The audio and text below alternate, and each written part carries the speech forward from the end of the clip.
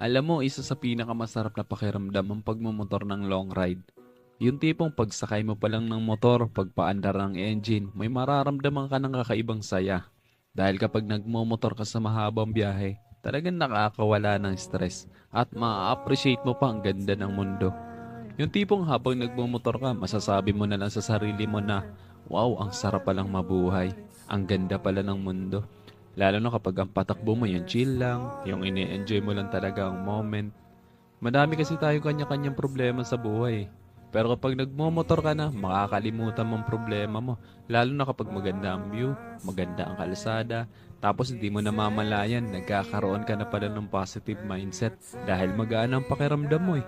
Kaya kapag stress ka na, kailangan mo lang din talaga minsan ng mahabang biyahe bilang isang pahinga eh. Ang weird no? Kasi nakakapagod magmotor pero ito yung pahinga ng gusto-gusto ng marami. Pero sasabihin ko sa'yo, hindi katawan ng